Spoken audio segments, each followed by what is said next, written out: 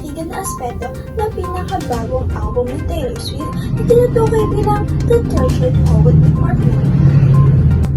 Ang The Tortured Poet Department ay tila isang thematic thread na tumatakbo sa bagong album ni Taylor Swift, kung saan siya ay nagsasaliksik ng mga personal na pagkikibaka. Ito ay isang pag-alis mula sa kanyang karaniwang narrative genre ng mga kanta, na nag-aalok ng mas introspective at vulnerable na pananaw. Isa pa rito ang songwriter na si Taylor Swift ay nagsalisik ng mas malalim sa kanyang sariling mga kaisang at damdamin. Tinutuklas ang mga tema ng dalamhati, pananabik at katatagan. Ang bawat kanta ay parang isang bintana sa kanyang panloob na mundo, kung saan siya ay nagsipaglaban sa mga komplikado ng pag-ibig, pagkawala, at pagtuklas sa sarili. Sa kabila nito, ang bagong album ng songwriter ay labis na ikinatuwa ng kanyang mga fans na tinatawag bilang Swifties sapagkat nakaka-relate rin daw sila sa kantang nakapaloob dito.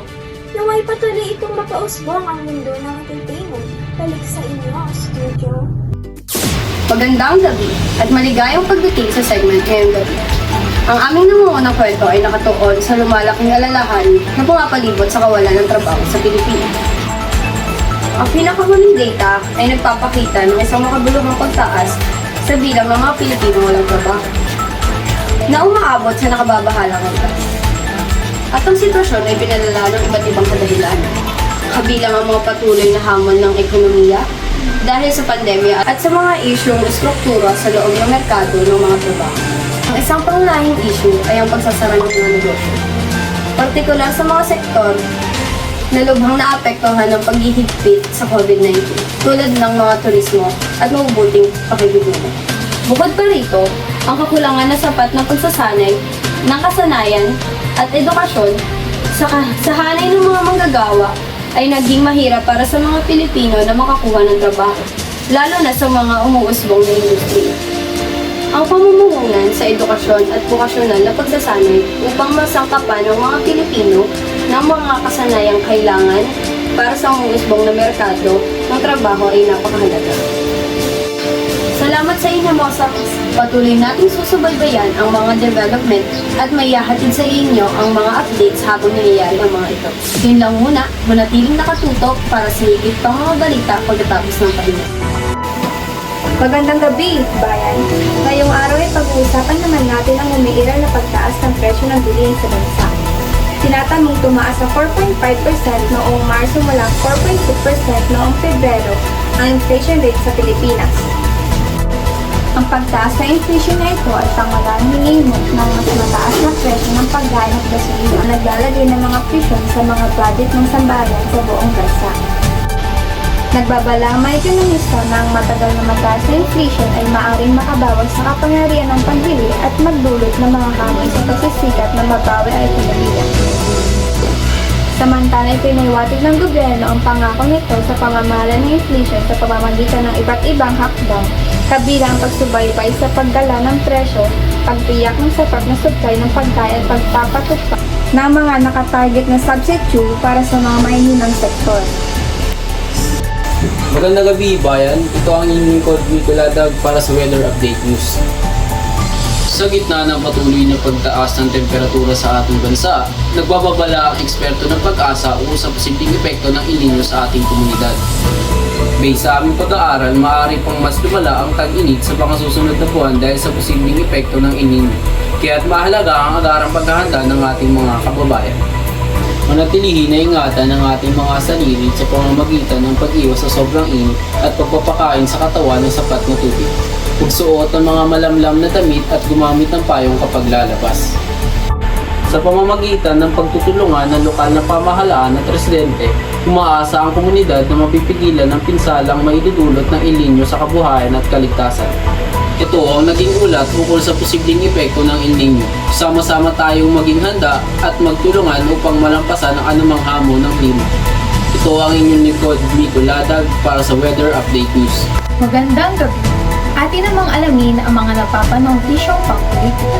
Umiinit na ang political landscape. Sumasali sa amin upang talakay ng mga political analysis. Ano nga ba ang pangunahing issue ng ibabaw sa cycle ng eleksyon?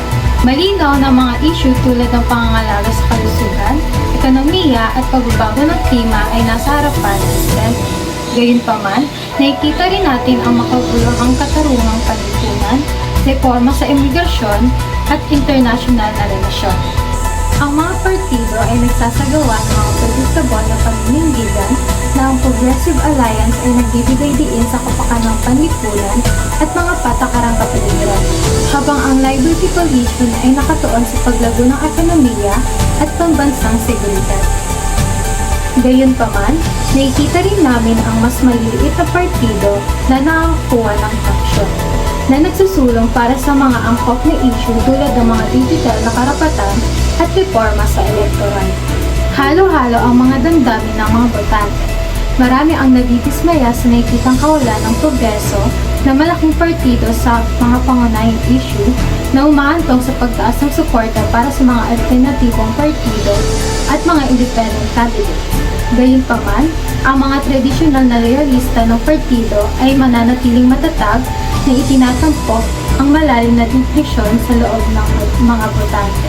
Mukhang magiging kapanapanabig at hindi inaasang panahon ng halal.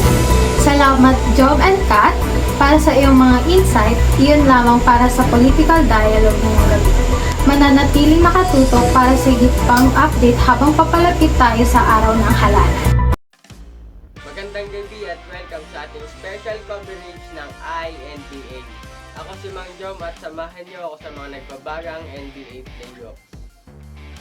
Ang labanan sa Western Conference ay naging matindi sa pagitan ng Lakers at Warriors sa play-in tournament.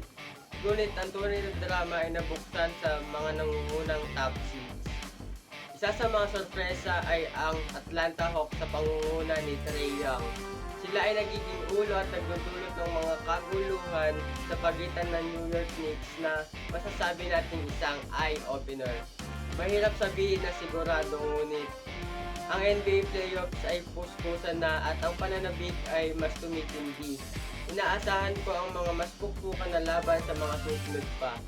Manatiling nakatutok sa mga susunod na updates. This is Mang Jom para sa INBA. Maraming salamat, Mosa.